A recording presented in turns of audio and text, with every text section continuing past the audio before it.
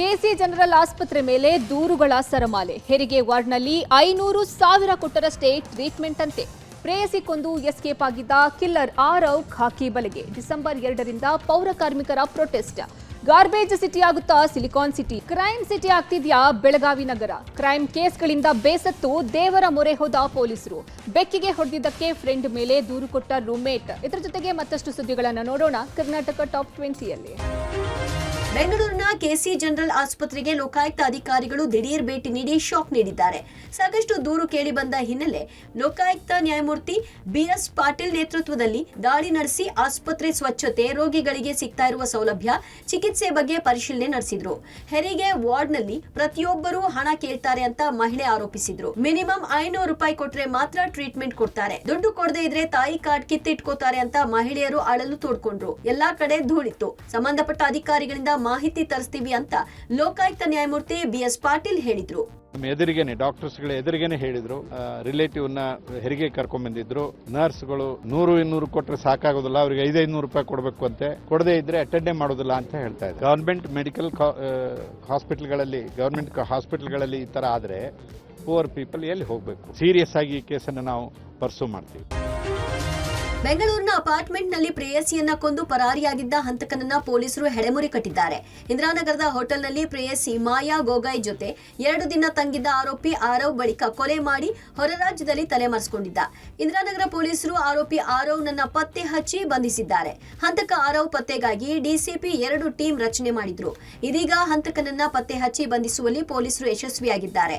ಪ್ರೇಯಸಿಯೊಂದಿಗೆ 2 ದಿನ ಕಳೆದು ನಂತರ ಆಕೆಯನ್ನ ಕೊಲೆಗೈದಿದ್ದ. ಅಲ್ಲದೆ ಇಡೀ ರಾತ್ರಿ ಶವದೊಂದಿಗೆ ಕುಳಿತು ಸಿಗರೇಟ್ ಸೇದಿದ್ದ. ನವೆಂಬರ್ 26ರ ಮುಂಜಾನೆ ಗಾಬರಿಯಿಂದಲೇ ರೂಮ್ನಿಂದ ಹೊರಟು ಹೋಗಿದ್ದ ಹಂತಕ ಆರವ್ ಮೊಬೈಲ್ ಸ್ವಿಚ್ ಆಫ್ ಮಾಡಿಕೊಂಡು ಎಸ್ಕೇಪ್ ಆಗಿದ್ದ. ಹಂತಕ ಆರವ್ ಹೋಟೆಲ್ ಪ್ರವೇಶಿಸುವ, ಹೊರ ಹೋಗುವ 2 ದೃಶ್ಯಗಳು ಸಿಸಿಟಿವಿಯಲ್ಲಿ ಸೆರೆಯಾಗಿತ್ತು. ಇದೇ ಮಾಹಿತಿ ಆಧರಿಸಿ ಪೊಲೀಸರು ಆತನನ್ನ ಬಂಧಿಸಿದ್ದಾರೆ. ಸೋಮವಾರದಿಂದ ರಾಜಧಾನಿ ಬೆಂಗಳೂರು ಗಾರ್ಬೇಜ್ ಸಿಟಿಯಾಗುವ ಸಾಧ್ಯತೆ ಇದೆ. ವಿವಿಧ ಬೇಡಿಕೆ ಈಡೇರಿಕೆಗೆ ಆಗ್ರಹಿಸಿ ಡಿಸೆಂಬರ್ 2ರಂದು ಪೌರ ಕಾರ್ಮಿಕರು ಫ್ರೀಡಂ ಪಾರ್ಕ್ನಲ್ಲಿ ಪ್ರತಿಭಟನೆ ನಡೆಸಲಿದ್ದಾರೆ. ಗುತ್ತಿಗೆ, ಹೊರಗುತ್ತಿಗೆ ಆಧಾರದ ಮೇಲೆ ಘನತ್ಯಾಜ್ಯ ನಿರ್ವಹಿಸುವ ಚಾಲಕರು, ಸಹಾಯಕರು ಹಾಗೂ ಲೋಡರ್ಗಳು ಉಪವಾಸ ಸತ್ಯಾಗ್ರಹ ಕೈಗೊಳ್ಳಲಿದ್ದಾರೆ. ಸರ್ಕಾರ ಅಥವಾ ಪಾಲಿಕೆ ನಮ್ಮನ್ನು ಖಾಯಂಗೊಳಿಸಬೇಕು, ಖಾಯಂಗೊಳಿಸುವವರೆಗೂ ನಗರದ ಕಸ ಸಂಗ್ರಹಣೆ ಹಾಗೂ ವಿಲೇವಾರಿ ಮಾಡಲ್ಲ ಅಂತ ತೀರ್ಮಾನಿಸಿದ್ದಾರೆ. ಸದ್ಯ ಪಾಲಿಕೆ ವ್ಯಾಪ್ತಿಯಲ್ಲಿ 10ರಿಂದ 12 ಸಾವಿರ ಸಿಬ್ಬಂದಿ ಇದ್ದಾರೆ. ಐಪಿಡಿ ಸಾಲಪ್ಪನವರ ವರದಿ ಜಾರಿಗೊಳಿಸಬೇಕು. ಹೀಗೆ ಹಲವು ಬೇಡಿಕೆಗಳನ್ನು ಮುಂದಿಟ್ಟು ಕಾರ್ಮಿಕ ಸಂರಕ್ಷಣಾ ಟ್ರೇಡ್ ಯೂನಿಯನ್ ಹಾಗೂ ಕಾರ್ಮಿಕ ಹಕ್ಕುಗಳ ಸಂರಕ್ಷಣಾ ಸಮಿತಿ ಆಮರಣಾಂತ ಉಪವಾಸ ಸತ್ಯಾಗ್ರಹ ಕೈಗೊಳ್ಳಲಿದೆ. ಡಿಸೆಂಬರ್ 2ನೇ ತಾರೀಕಿಂದ ನಾವು ಫ್ರೀಡಂ ಪಾರ್ಕಲ್ಲಿ ನಾವು ಸತ್ಯಾಗ್ರಹಣ ಕೂತ್ಕೊತಾ ಇದ್ದೀರಿ, ಉಪವಾಸ ಸತ್ಯಾಗ್ರಹಣ. ಈಗ ನಾವು ಸುಮಾರು ವರ್ಷಗಳಿಂದ ಗುತ್ತಿಗೆ ಪದ್ಧತಿಯಲ್ಲಿ ನಾವು ಪೌರ ಕಾರ್ಮಿಕರೆಲ್ಲ ಕೆಲಸ ಮಾಡ್ತಾಯಿದ್ರು. ಅದ್ರ ಜೊತೆಗೆ ನಮ್ಮ ಹೆಣ್ಮಕ್ಳು ಪೌರ ಕಾರ್ಮಿಕರನ್ನು ಕೂಡ ಇವಾಗ ಕಾಯಂ ಮಾಡೋ ಹಂತಕ್ಕೆ ತಂದಿದ್ದಾರೆ. ಆದರೆ ನಾವು ಸುಮಾರು ವರ್ಷಗಳಿಂದ ನಾವು ಸರ್ಕಾರಕ್ಕೆ ಮನವಿಗಳು ಕೊಟ್ಟರು ಚಾಲಕರು, ಸಹಾಯಕರು ಮತ್ತು ಲೋಡರ್ಗಳನ್ನ ಇದುವರೆಗೂ ಯಾವುದೇ ರೀತಿಯೂ ಕಾಯಂ ಮಾಡಿರೋದ್ರಿಲ್ಲ. ಇದನ್ನು ನಮ್ಮ ಬೇಡಿಕೆನ ಈಡೇರಿಸೋವರೆಗೂ ಉಪವಾಸ ಸತ್ಯಾಗ್ರಹನ ಕೈ ಬಿಡಲ್ಲ ಅಂತ ಈ ಮೂಲಕ ತಿಳಿಸ್ತಾ ಇದ್ದೀರಿ. ಮಂಡ್ಯದ ಅಬಕಾರಿ ಅಧಿಕಾರಿಗಳ ವಿರುದ್ಧ ಲಂಚಾರೋಪದ ಸಂಬಂಧ ಲೋಕಾಯುಕ್ತ ಅಧಿಕಾರಿಗಳು ಸತ್ಯಾಸತ್ಯತೆಯ ಪರಿಶೀಲನೆಗೆ ಮುಂದಾಗಿದ್ದಾರೆ. ಎಫ್ಐಆರ್ ದಾಖಲಾಗುವ ಮುನ್ನವೇ ಲೋಕಾಯುಕ್ತ ತನಿಖೆ ಶುರುವಾಗಿದೆ. ದೂರುದಾರ ಪುನೀತ್ಗೆ ನೋಟಿಸ್ ಕೊಟ್ಟು ವಿಚಾರಣೆ ನಡೆಸಿದ್ದಾರೆ. ಮಂಡ್ಯ ಲೋಕಾಯುಕ್ತ ಕಚೇರಿಯಲ್ಲಿ ಡಿವೈಎಸ್ಪಿ ಸುನಿಲ್ ಕುಮಾರ್ ಎದುರು ದೂರುದಾರ ಪುನೀತ್ ವಿಚಾರಣೆಗೆ ಹಾಜರಾಗಿದ್ರು. ಕಾಂಗ್ರೆಸ್ ಕಾರ್ಯಕರ್ತನೂ ಆದ ಪುನೀತ್ ಅಬಕಾರಿ ಡಿಸಿ ರವಿಶಂಕರ್, ಇನ್ಸ್ಪೆಕ್ಟರ್ ಶಿವಶಂಕರ್ ವಿರುದ್ಧ ಲೋಕಾಯುಕ್ತಕ್ಕೆ ದೂರು ಕೊಟ್ಟಿದ್ರು. ಲೋಕಾಯುಕ್ತದಲ್ಲಿ ದೂರು ದಾಖಲಾಗ್ತಿದ್ದಂತೆ ಅಬಕಾರಿ ಡಿಸಿ ರವಿಶಂಕರ್ ಸುದೀರ್ಘ ರಜೆಯ ಮೇಲೆಗೆ ತೆರಳಿದ್ರು.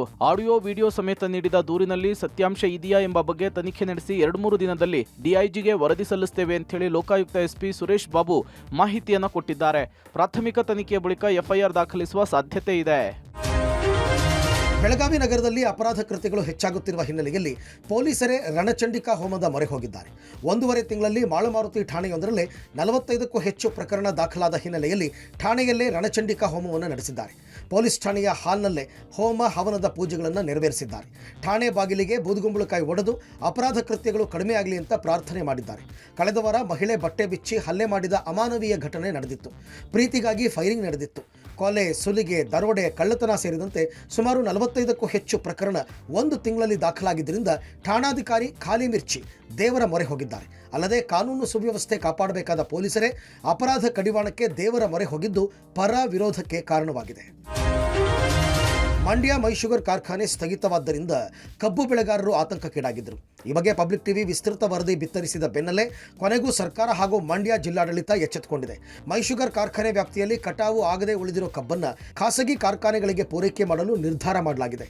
ಕಬ್ಬು ಬೆಳೆದ ರೈತರು ಬಂದು ಮನವಿ ಮಾಡಿದರೆ ಬೇರೆ ಕಾರ್ಖಾನೆಗೆ ಪೂರೈಕೆಗೆ ಚಿಂತನೆ ಮಾಡಲಾಗುತ್ತೆ ಅಂತ ಮೈಶುಗರ್ ಜಿಲ್ಲಾಧ್ಯಕ್ಷ ಸಿಡಿ ಗಂಗಾಧರ್ ತಿಳಿಸಿದ್ದಾರೆ.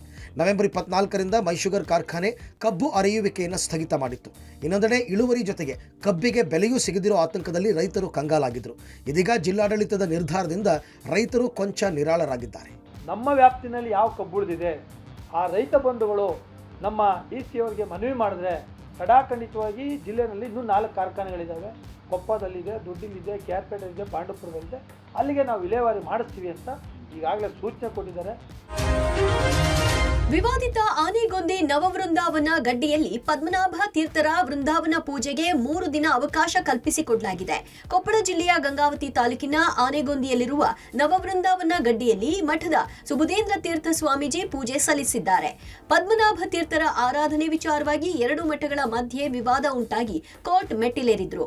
ಒಟ್ಟು 3 ದಿನಗಳ ಕಾಲ ನಡೆಯುವ ಪೂಜೆಯಲ್ಲಿ 2 ಮಠಕ್ಕೆ ತಲಾ 1.5 ದಿನ ಪೂಜೆಗೆ ಅವಕಾಶವನ್ನ ನೀಡಲಾಗಿದೆ. ಸುಪ್ರೀಂ ಕೋರ್ಟ್ ಸೂಚನೆ ಹಿನ್ನೆಲೆಯಲ್ಲಿ ನಾಳೆ ಮಧ್ಯಾಹ್ನದವರೆಗೂ ಮಂತ್ರಾಲಯ ಮಠದಿಂದ ಪೂಜೆ ನಡೆಯಲಿದೆ. ನಾಳೆ ಮಧ್ಯಾಹ್ನದಿಂದ ನಾಡಿದ್ದು ಉತ್ತರಾದಿ ಮಠದಿಂದ ಪೂಜೆ ನೆರವೇರಲಿದೆ. 2 ಮಠದ ಸಂಘರ್ಷ ತಪ್ಪಿಸಲು ತಲಾ 1.5 ದಿನ ಆರಾಧನೆಗೆ ಅವಕಾಶ ಕಲ್ಪಿಸಿ ಸುಪ್ರೀಂ ಕೋರ್ಟ್ ಮಹತ್ವದ ಸೂಚನೆ ನೀಡಿತ್ತು.